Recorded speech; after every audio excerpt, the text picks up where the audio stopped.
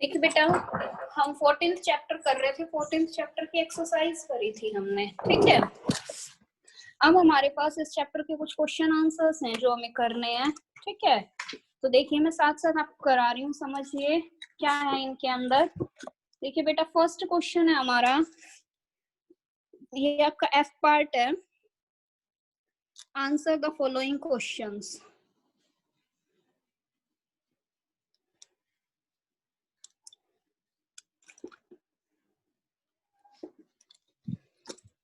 ठीक है, देखिए एफ पार्ट है बेटा आपका, answer the following questions.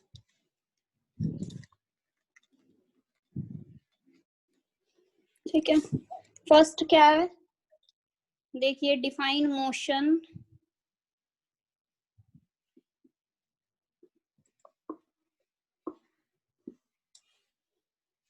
And resting positions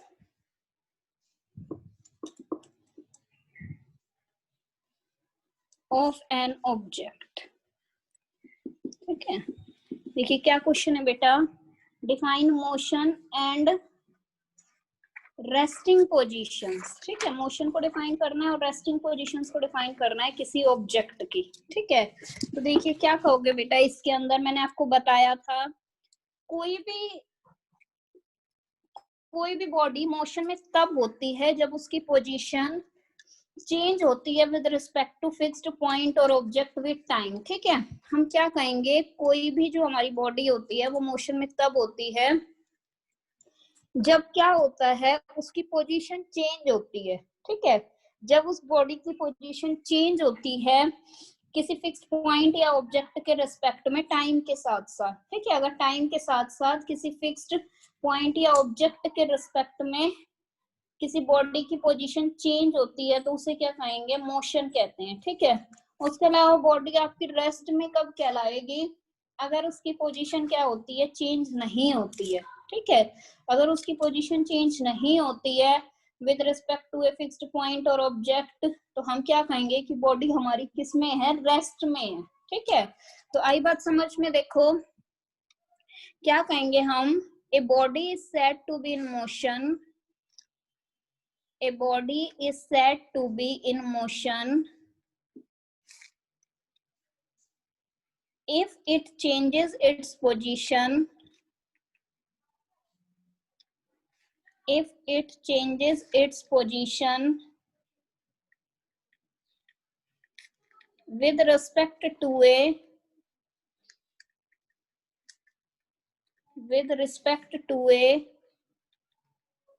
fixed point or object with time। ठीक है, हम क्या कहेंगे, एक बॉडी हमारी कब है रेस्ट मोशन में, अगर उसकी पोजीशन चेंज हो रही है। ठीक है, किसी फिक्स्ड पॉइंट या ऑब्जेक्ट के रिस्पेक्ट में टाइम के साथ साथ अगर किसी बॉडी की पोजीशन चेंज हो रही है तो हम क्या कहेंगे कि वो बॉडी किस में है, मोशन में है। ठीक है, हम एक बॉडी को रेस्ट में कब कहते हैं, अगर उसकी पोजीशन चेंज नहीं होती है तो। ठीक है, हम क्या कहेंगे, एक बॉडी हमारी रेस्ट में है अगर उसकी पोजीशन टाइम के साथ साथ चेंज नहीं होती है तो। ठीक है, तो क्या कहेंगे हम, a body is said to be in rest, a body is said to be at rest if it does not change, if it does not change its position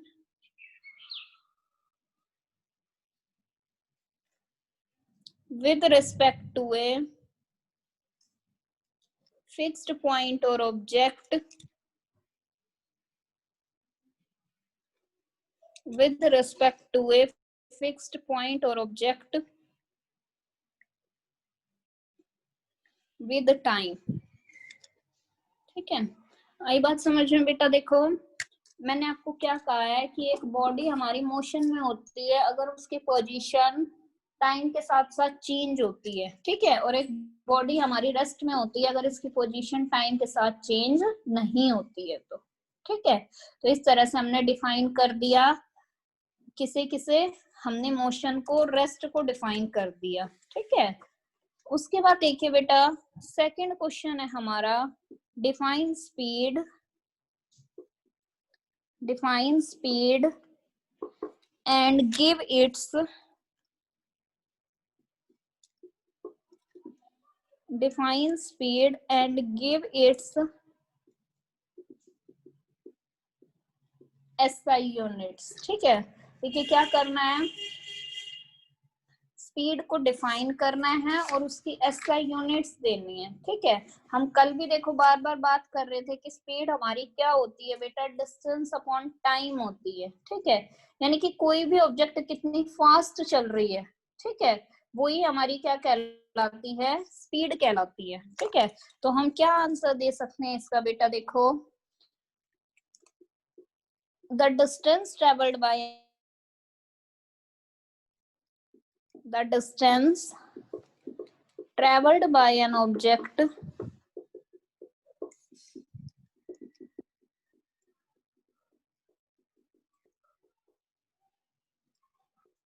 in unit time, ठीक है। क्या है बेटा, the distance traveled by an object in unit time is called speed। जो distance travel होती है किसी object के द्वारा यूनिट टाइम में, ठीक है, यूनिट टाइम में जो कोई ऑब्जेक्ट डिस्टेंस ट्रेवल करता है वो ही क्या कहलाती है, उसकी स्पीड कहलाती है, गति एक तरह से, ठीक है। अब देखिए सिंबॉलिकली इसे कैसे लिख सकते हैं, यानी कि स्पीड क्या हो गई आपकी बेटा, डिस्टेंस कवर्ड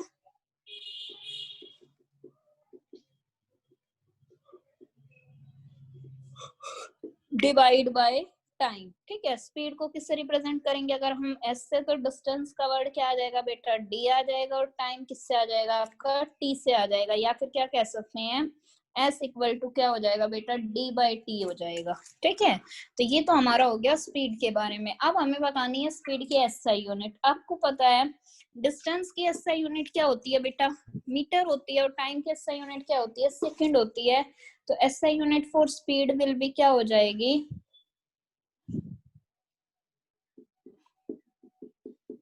क्या हो जाएगी बेटा, मीटर अपॉन सेकंड, ठीक है। तो हम क्या कह सकते हैं, मीटर पर सेकंड, ठीक है। हम क्या कह सकते हैं, मीटर पर सेकंड, ठीक है। तो देखिए स्पीड में मैंने आपको क्या बताया बेटा, जो हमारी डिस्टेंस ट्रेवल होती है, ठीक है, कोई भी ऑब्जेक्ट जो डिस्टेंस ट्रेवल करता है यूनिट टाइम में, ठीक है, वो ही क्या कहलाती है, उसकी स्पीड कहलाती है। स्पीड क्या होती है, डिस्टेंस कवर्ड अपॉन टाइम होती है। डिस्टेंस क्या किससे रिप्रेजेंट करोगे, डी से, स्पीड को एस से, टाइम को टी से। तो आपकी स्पीड की यूनिट क्या हो जाएगी बेटा, मीटर अपॉन सेकंड, यानी कि क्या हो जाएगी, मीटर पर सेकंड हो जाएगी, ठीक है। क्या हो जाएगी, मीटर पर सेकंड हो जाएगी, ठीक है। इन क्वेश्चंस में किसी को कोई प्रॉब्लम है तो पहले पूछो बेटा। इन दोनों क्वेश्चंस में किसी को कोई भी प्रॉब्लम है तो पूछिए बेटा। मैम डिस्टेंस की एसआई यूनिट क्या होती है, मीटर होती है बेटा, तभी हमने स्पीड की एसआई यूनिट क्या की है, मीटर पर सेकंड करी है। और कोई प्रॉब्लम है तो पूछो बेटा।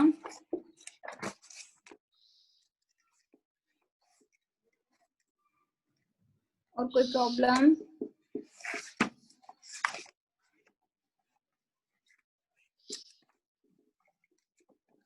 चलिए नेक्स्ट क्वेश्चन देखिए क्या है बेटा आपका।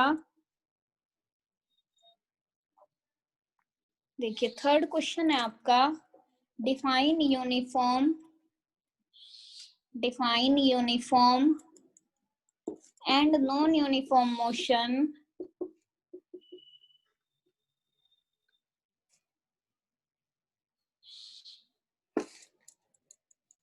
विद एग्जांपल्स,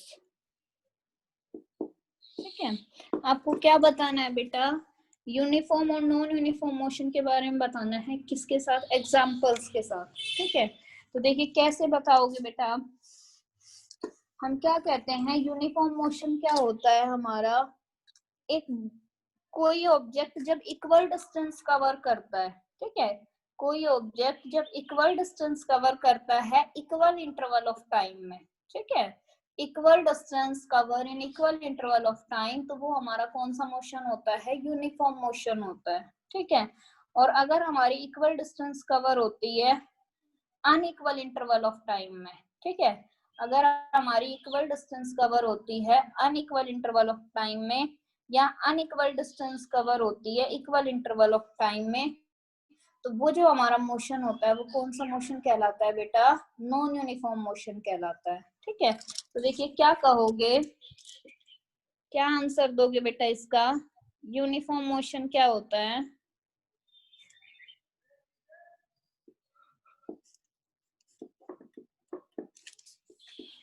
क्या बताओगे, when an object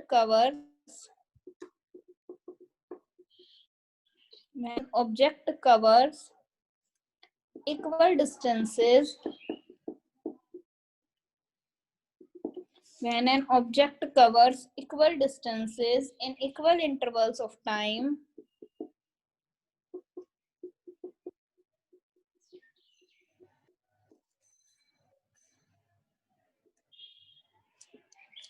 the motion is called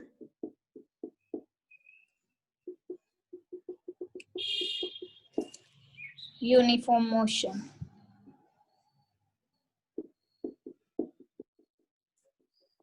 आई बात समझ में बेटा, जब कोई ऑब्जेक्ट इक्वल डिस्टेंस कवर करता है इक्वल इंटरवल ऑफ टाइम में, ठीक है, तो वो हमारी क्या कहलाती है बेटा, यूनिफॉर्म मोशन कहलाती है, ठीक है।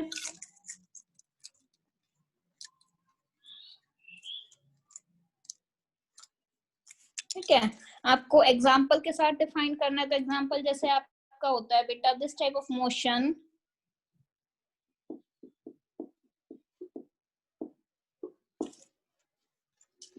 this type of motion can be seen in, इस तरह का मोशन कहाँ देखा जा सकता है बेटा, हेमनली बॉडीज में,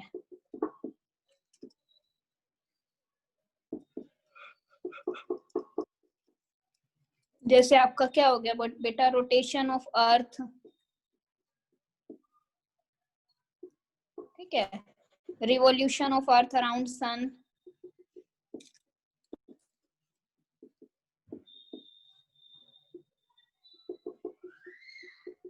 ठीक है, या फिर मोशन ऑफ अदर प्लैनेट्स, या बस इतना ही कर लीजिए, ठीक है। तो देखिए यूनिफॉर्म मोशन क्या बताया बेटा मैंने आपको, जब कोई ऑब्जेक्ट इक्वल डिस्टेंस कवर करता है इक्वल इंटरवल ऑफ टाइम में, जैसे कोई ऑब्जेक्ट आपका 10 किलोमीटर पर आवर से चल रहा है, तो यानी कि वो 1 घंटे में कितना चल रहा है, 10 किलोमीटर, तो वो आधे घंटे में कितना कवर करेगा, 5 किलोमीटर, ठीक है। जब कोई ऑब्जेक्ट जैसे 10 मिनट में वो 5 किलोमीटर चला, अगले 10 मिनट में वो 5 किलोमीटर चला, अगले 10 मिनट में वो 5 किलोमीटर चला, तो वो जो हमारा मोशन होता है वो कौन सा मोशन होता है बेटा, यूनिफॉर्म मोशन होता है, ठीक है। नेक्स्ट देखिए आपका, नेक्स्ट होता है बेटा नॉन यूनिफॉर्म मोशन।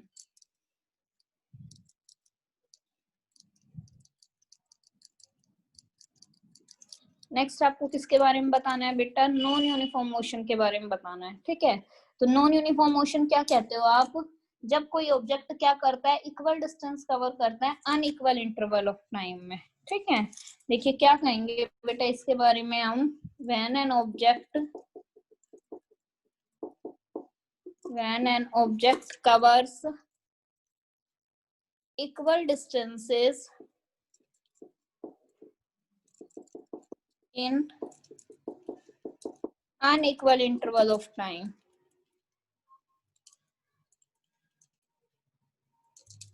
या फिर हम क्या कह सकते हैं, or it covers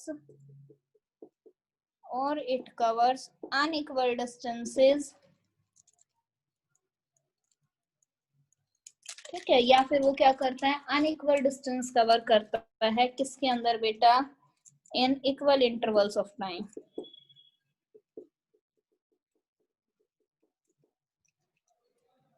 तो हमारा जो मोशन होता है वो क्या कहलाता है बेटा, non uniform motion.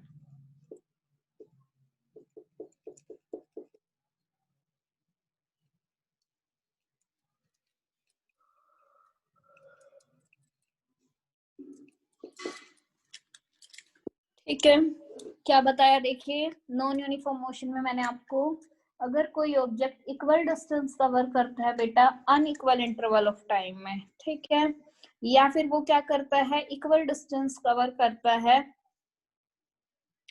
Unequal interval of time में, या वो अनइक्वल डिस्टेंस कवर करता है इक्वल इंटरवल ऑफ टाइम में, तो वो जो हमारा मोशन होता है वो कौन सा मोशन कहलाता है बेटा, नॉन यूनिफॉर्म मोशन कहलाता है। ठीक है, वो जो हमारा मोशन कहलाता है वो क्या कहलाता है, नॉन यूनिफॉर्म मोशन कहलाता है। इसमें एग्जाम्पल क्या हो सकते हैं बेटा, देखिए हमारे जैसे मोस्ट ऑफ द व्हीकल्स हो गए हमारे,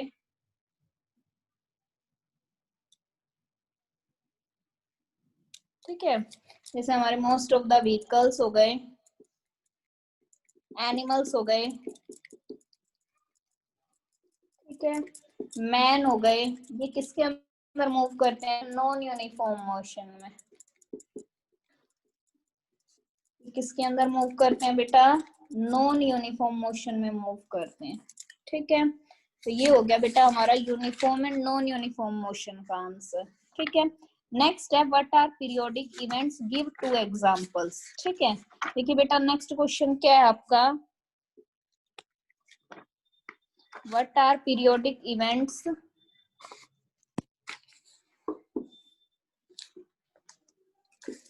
देखिए फोर्थ क्वेश्चन है बेटा आपका, व्हाट आर पीरियोडिक इवेंट्स,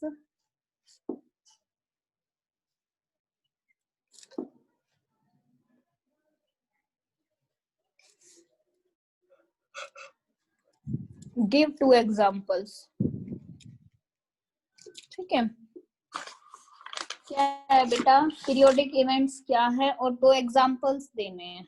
ठीक है, देखिए क्या होता है, हमने अभी पढ़ा था, जैसे हमारी जो इवेंट जो रेगुलर इंटरवल ऑफ टाइम पे होती हैं, ठीक है, जैसे देखो हमारे सन का राइज होना या सन का छिपना, मून के जो हमारे फेजेस होते हैं, ठीक है, फॉर्मेशन जो होती है लो एंड हाई टाइड्स की, ठीक है, ये जो सारी हमारी चीजें होती हैं, ये सारी क्या होते हैं बेटा, पीरियोडिक इवेंट्स होते हैं। ठीक है, ये सब क्या होते हैं, हमारे पीरियोडिक इवेंट्स होते हैं। ठीक है, तो हम क्या कहेंगे, पीरियोडिक इवेंट्स क्या होती हैं बेटा, ऐसी इवेंट्स जो क्या होती हैं, रेगुलर इंटरवल ऑफ टाइम पे अकर होती रहती हैं। ठीक है, क्या कहेंगे बेटा हम, an event which occurs at regular intervals of time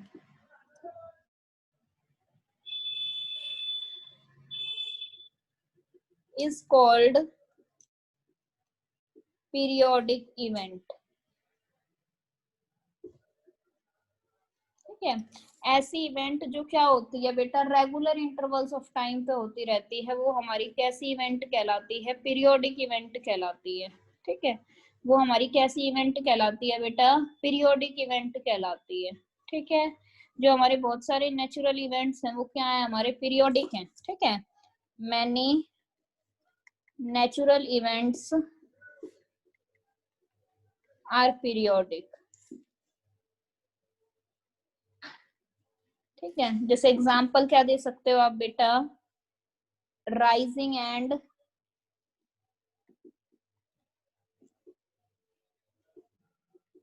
setting of सन।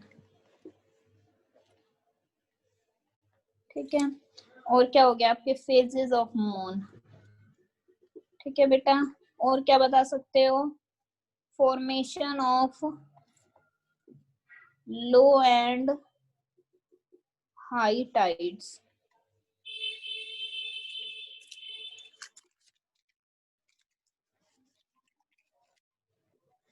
ठीक है, ऐसा इवेंट जो क्या होता है बेटा, रेगुलर इंटरवल ऑफ टाइम पे होता है। ठीक है, ऐसा इवेंट जो क्या होता है, रेगुलर इंटरवल ऑफ टाइम पे होता रहता है, वो आपका कैसा इवेंट कहलाता है बेटा, पीरियोडिक इवेंट कहलाता है। ठीक है, जो बहुत सारे नेचुरल इवेंट्स होते हैं वो कैसे होते हैं आपके, पीरियोडिक होते हैं। ठीक है, जैसे आपका सन का उगना या सन का छिपना, ठीक है, मून के फेजेस हो गए, फॉर्मेशन हो गई लो एंड हाई टाइड्स की, ये सारी कैसी इवेंट्स हैं बेटा, आपकी पीरियोडिक इवेंट्स हैं। ठीक है, अब यहाँ तक पहले किसी को कोई प्रॉब्लम है तो पूछो बेटा।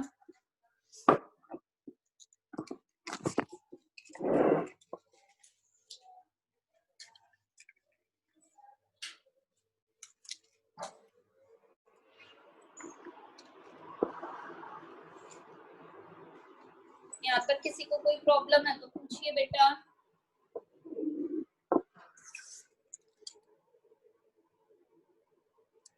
हाँ, यहाँ पर किसी को कोई प्रॉब्लम है तो पूछो बेटा।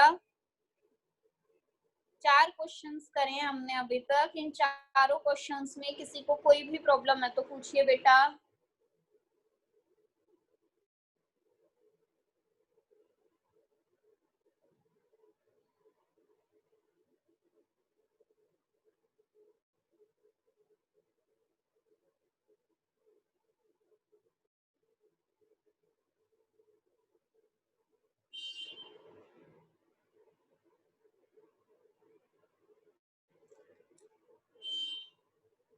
चलिए, कौन बताएगा? उषा।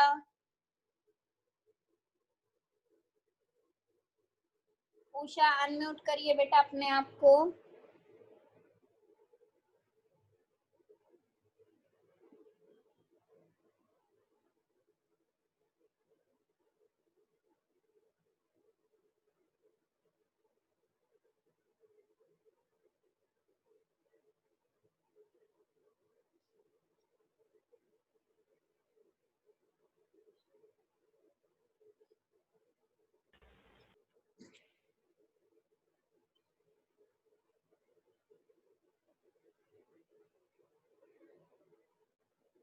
उषा अनम्यूट करिए बेटा।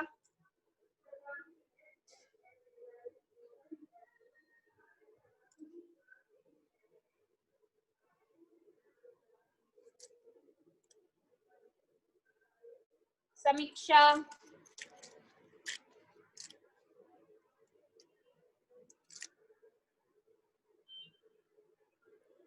समीक्षा अनम्यूट करिए बेटा अपने आप को।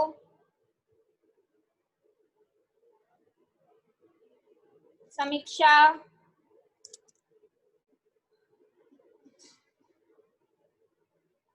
यहाँ तक किसी को कोई प्रॉब्लम है तो बताइए।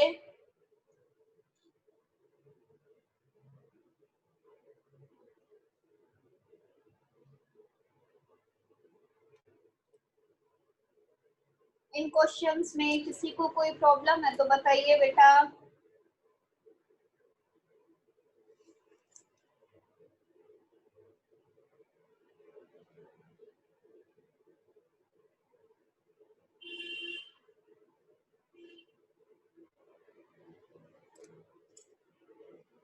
चलिए फिर आगे देखिए।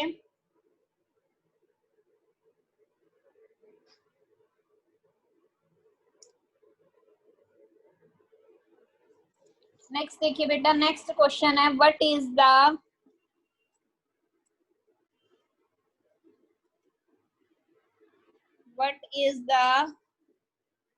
Time period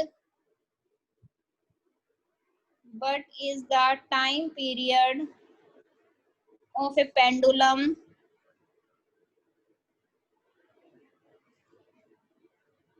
on what factor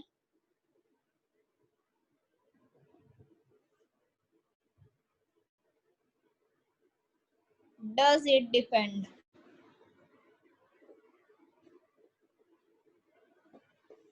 ठीक है, क्या है बेटा? देखिए नेक्स्ट क्वेश्चन आपका, what is the time period of pendulum. एक पेंडुलम का टाइम पीरियड क्या होता है? On what factor does it depend, किस फैक्टर के ऊपर ये डिपेंड करता है। ठीक है, तो देखिए क्या बताओगे बेटा इसके बारे में आप। एक जो पेंडुलम होता है उसका टाइम पीरियड क्या होता है? ठीक है, देखो जो एक ऑसिलेशन कंप्लीट करने में जो टाइम लगता है, ठीक है, आपको बताया था जैसे आपने थ्रेड से आपने एक वो लटका रखा है। ठीक है, एक सिंपल पेंडुलम के अंदर क्या होता है, आपने एक स्मॉल मेटेलिक बॉल लटका रखी है एक लाइट वेट अनस्ट्रेचेबल स्ट्रिंग या थ्रेड से। ठीक है, जो आपका फ्रीली हैंगिंग ऑब्जेक्ट है वो आपका क्या कहलाता है बेटा? Bob.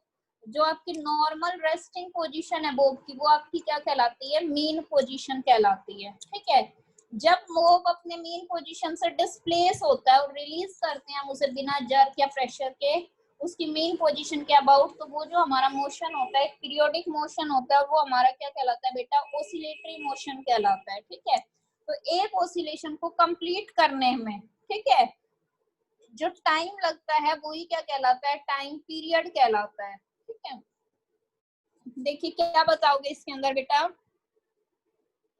Time taken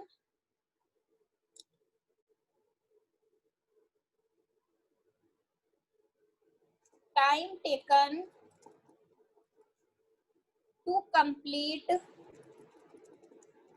time taken to complete one oscillation is called, क्या कहलाता है बेटा वो, time period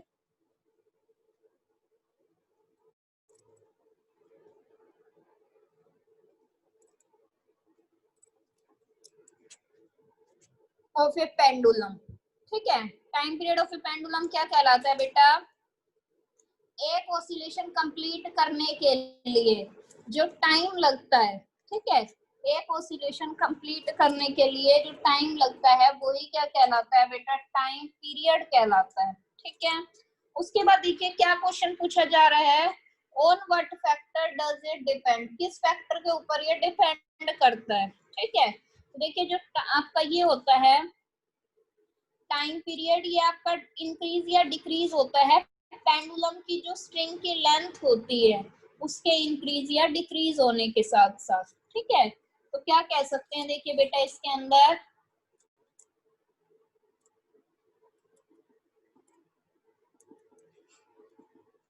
time period of A pendulum,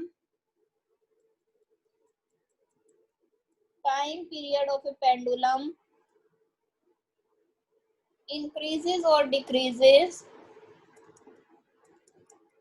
time period of a pendulum increases or decreases with the increase or decrease, with the increase or decrease in length of the string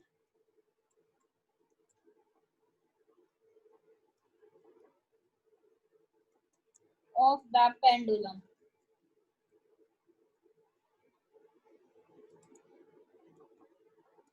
ठीक है, आई बात समझ में बेटा, क्या होता है टाइम पीरियड आपके पेंडुलम का, जो टाइम एक ऑसिलेशन को कंप्लीट करने के लिए लगता है। ठीक है, जो टाइम एक ऑसिलेशन को कंप्लीट करने के लिए लगता है वही क्या कहलाता है, टाइम पीरियड कहलाता है। ठीक है, वही क्या कहलाता है बेटा, टाइम पीरियड कहलाता है। ठीक है, जो टाइम पीरियड होता है एक पेंडुलम का, ठीक है, जो टाइम पीरियड होता है एक पेंडुलम का वो क्या होता है बेटा, इंक्रीज या डिक्रीज होता है।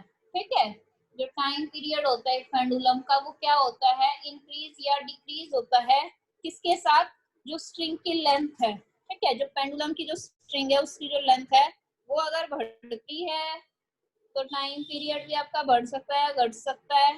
ठीक है, तो इस तरह से आपको ये बताना है कि किस फैक्टर के ऊपर वो डिपेंड करता है। ठीक है, तो आपने बता दिया।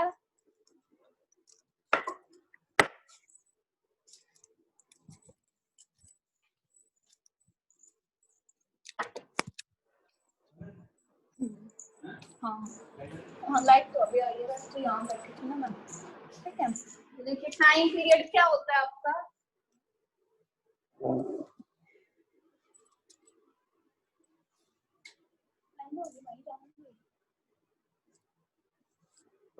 ठीक है, तो टाइम पीरियड क्या होता है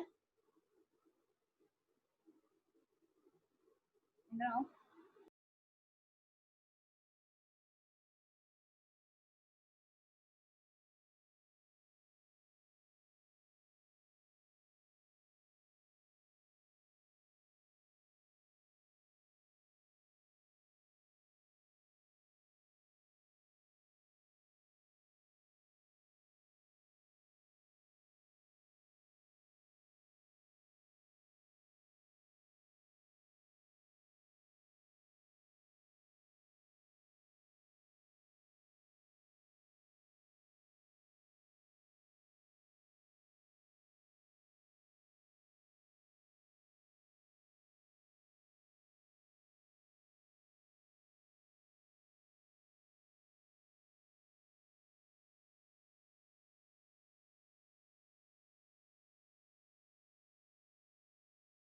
पेंडुलम क्या होता है बेटा, जो टाइम लगता है, ठीक है, जो टाइम लगता है एक ऑसिलेशन को कंप्लीट करने में, वो क्या कहलाता है आपका? टाइम पीरियड कहलाता है एक पेंडुलम का। ठीक है, जो टाइम पीरियड होता है एक पेंडुलम का, वो क्या होता है? इंक्रीज या डिक्रीज होता है। ठीक है, जो टाइम पीरियड होता है एक पेंडुलम का, वो क्या होता है? इंक्रीज या डिक्रीज होता है। किसके साथ? पेंडुलम की स्ट्रिंग की लेंथ के इंक्रीज या डिक्रीज होने के साथ में। ठीक है, आ गई बात समझ में? नेक्स्ट देखिए, नेक्स्ट क्वेश्चन है, in early days, in early days how do the people, in early days how do the people define a day, month and a year? ठीक है, देखिए क्या पूछ रही हूँ मैं आपसे, पुराने दिनों में जो लोग होते थे वो कैसे डिफाइन करते थे एक दिन को, मंथ को और ईयर को? ठीक है, वो कैसे मानते थे कि एक दिन हो गया, एक मंथ हो गया या एक ईयर हो गया? ठीक है, देखो हमने पढ़ा था एक सनराइज और दूसरे सनराइज के बीच का जो टाइम होता है, ठीक है, एक सनराइज और दूसरे सनराइज के बीच का जो टाइम होता है वो क्या कहलाता है? एक दिन कहलाता है। ठीक है, एक नए मून से दूसरे नए मून के बीच का जो टाइम होता है वो आपका क्या कहलाता है? एक महीना कहलाता है। ठीक है, और अर्थ जो एक रिवॉल्यूशन कंप्लीट होने के लिए सन के अराउंड जो टाइम लेती है उसे हम क्या बोलते हैं? एक साल बोलते हैं। ठीक है, तो देखिए कैसे डिफाइन करा बेटा उन्होंने, आंसर क्या दोगे आप? The time interval, the time interval between one sunrise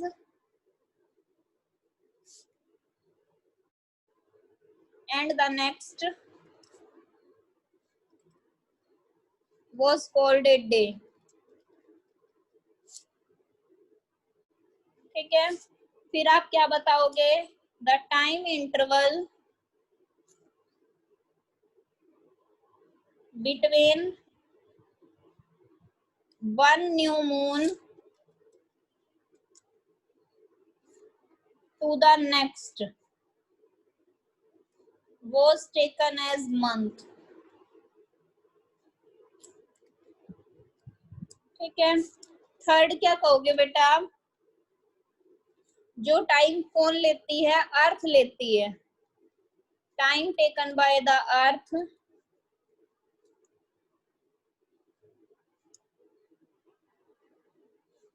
to complete one revolution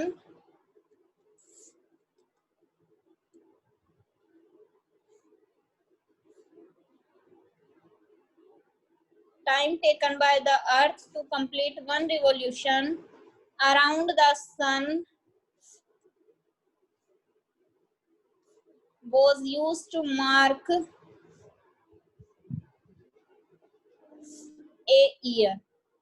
ठीक है, अब एक बात समझ में देखिए बेटा, एक सनराइज से दूसरे सनराइज के बीच का जो टाइम होता है, ठीक है, एक सनराइज से दूसरे सनराइज के बीच का जो टाइम होता है वो क्या कहलाता है? एक दिन कहलाता है। ठीक है, एक सनराइज से दूसरे सनराइज के बीच का जो टाइम होता है वो क्या कहलाता है? एक दिन कहलाता है। ठीक है, एक नए मून से नेक्स्ट नए मून की तरफ, ठीक है, एक नए मून से नेक्स्ट न्यू मून की तरफ जो आपका टाइम होता है वो आपका क्या कहलाता है? एक महीना कहलाता है। ठीक है, वो क्या कहलाता है? 1 मंथ कहलाता है। ठीक है,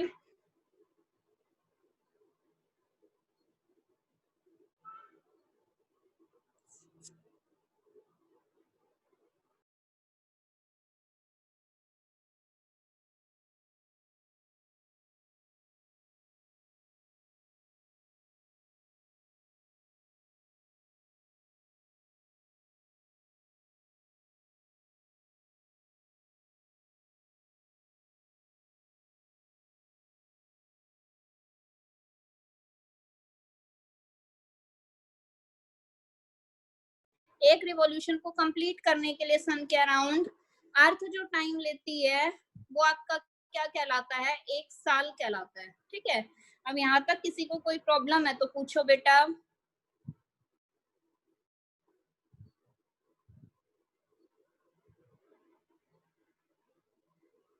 किसी को कोई प्रॉब्लम है तो पूछिए। हमने 6 क्वेश्चंस करे हैं। देखो पहला क्वेश्चन हमारा क्या था, हमें मोशन और रेस्टिंग पोजीशंस को डिफाइन करना था, ठीक है।